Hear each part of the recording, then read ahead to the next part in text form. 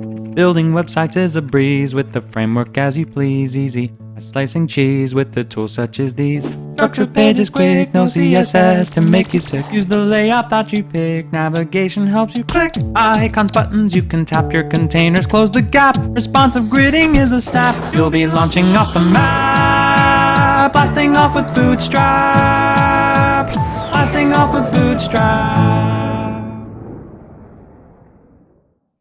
Welcome back to Blasting Off with Bootstrap. This is Level 5, Section 1, JavaScript Components. We did a lot of work to make our navigation look really awesome, but if we shrink our screen down a little bit into extra small mode, well, things don't look exactly like we expect. In this small size, we won't be able to have our brand link and our nav list on the same horizontal row. Instead, we'll need to find a way to make better use of our vertical space. But we really don't want the first thing people see when they visit our site is a really big list of links where they have to scroll down just to book tickets. Maybe we could do something to make our navigation collapsible. Here's what we'll be going for in this section. When a visitor visits our page, they'll see our title and they'll see this little icon to expand our navigation. When they click on that, we'll expand our nav, and then they can click on one of these other links to head over to that part of our site. To do this, we'll need to add some behavior to our website.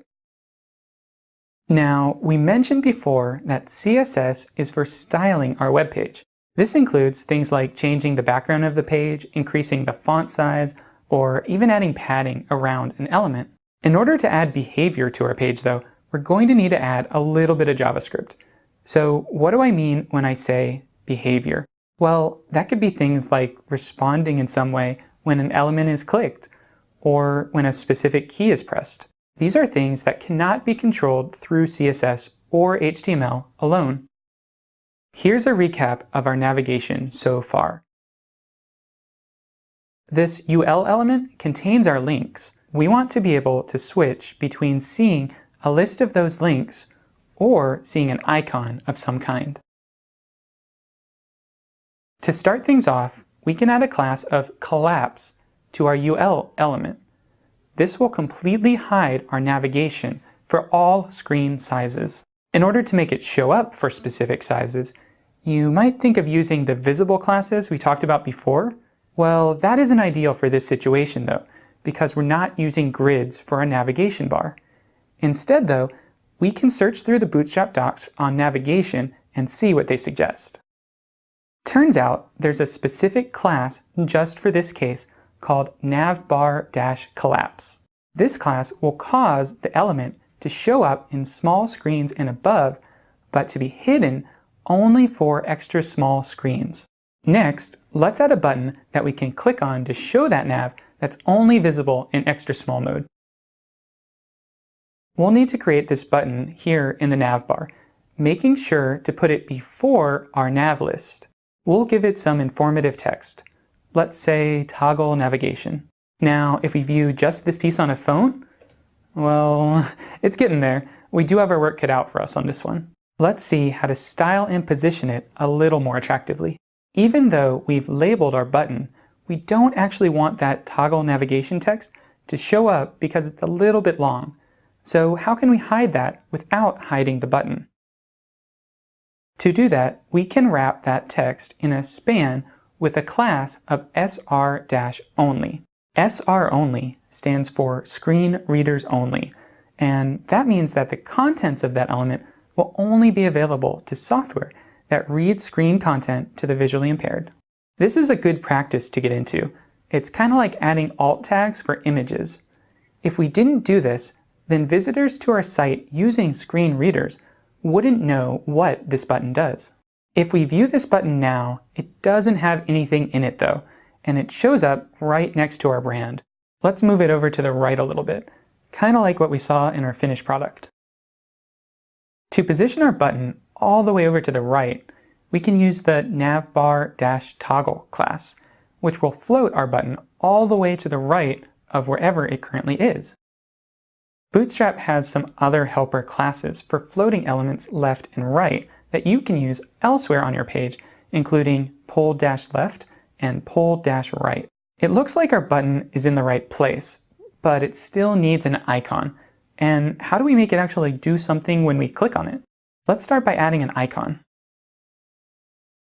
One way to add an icon here would be to use a glyphicon, like we did earlier. The problem with that is that it won't scale correctly, which would cause it to stand out from the rest of our header. The solution for this, and you can probably guess what I'm going to say by now, is to create a new element with a class provided by Bootstrap. In this case, we're going to create a span with a class of icon-bar. This class will add a single small horizontal bar. In total, though, we're adding 3 horizontal bars to provide that hamburger icon look that our users are familiar with. Alright, so let's see what our button looks like in a browser. If we open this up and resize our browser to a small size, we can see that our full navigation list of links is visible. If we shrink our browser a little bit more though, our navigation disappears and is completely replaced by our little button. Okay, sweet.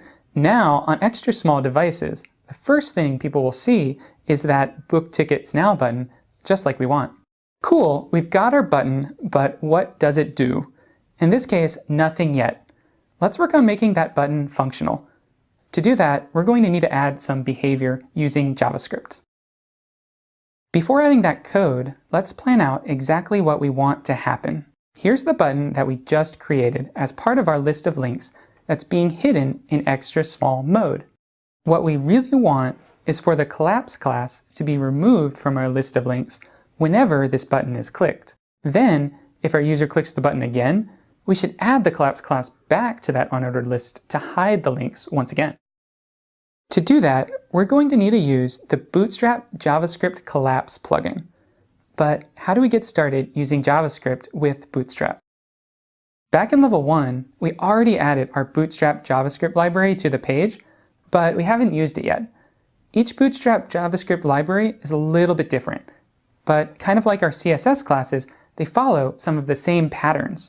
The 2 main ways to use most Bootstrap JavaScript plugins is by adding additional data attributes to specific elements on your page. This is similar to how we've been adding all those classes to our page, but now instead of adding a class attribute, we'll be adding data attributes.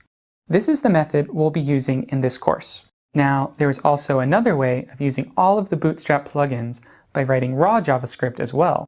This requires a little more knowledge of the plugins, and knowing the basics of jQuery will definitely help out. We won't be looking into that method in this course, but we'd encourage you to check it out. It's probably a lot easier than you'd think and can help out in a pinch. So here's our button once again. Remember what we wanted to do here? We want to toggle the existence of the collapse class on the UL element. To do that, we need to specify which class to toggle using the data-toggle attribute and specifying collapse. The idea is that this will add and remove the collapse class from some element on the page. But what element? We need to add a second attribute of data-target, which is a CSS selector for any element on the page. In this case, we'll use .navbar-collapse because there's only one element on our page that matches that CSS selector, our list of links. The first time we click on this button, it's going to remove the collapse class from our unordered list. If we click on the button again, it's going to add the collapse class back into our unordered list, causing it to be hidden. Let's check it out. Sweet, we have liftoff. Our toggle works and expands when clicked, but the position of our links is a little bit off.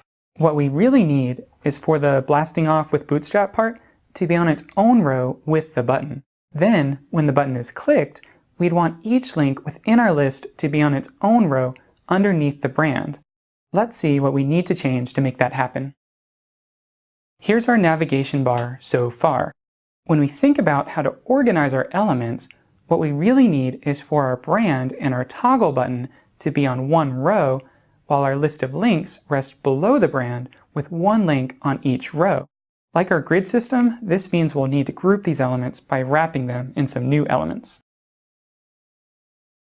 Our brand and button can be wrapped in a div with a class of navbar-header. This navbar-header class will cause the header to take up the entire width of the navbar on extra small screens. Think of it as being similar to call XS12, what we use to make an element take up the entire width of the page on extra small screens. Luckily, we don't need to do anything with our list of links. We're already grouping all of these links within a list, which will now show up below our header. Let's see what this looks like in a browser. If we open this up in a browser and shrink our page down to extra small mode, we'll see that the button works correctly and expands our links. When we click that button again, it will collapse our links just like when we loaded the page. Each link is on its own row as well, helping them be much easier to click when using a phone. In larger resolutions, like on our laptop, the navigation looks exactly the same as when we started. Hey, at least we didn't break anything. And that's the end of Level 5, Section 1. It's time for you to try your hand at JavaScript components in the challenges, and I'll see you back for Section 2.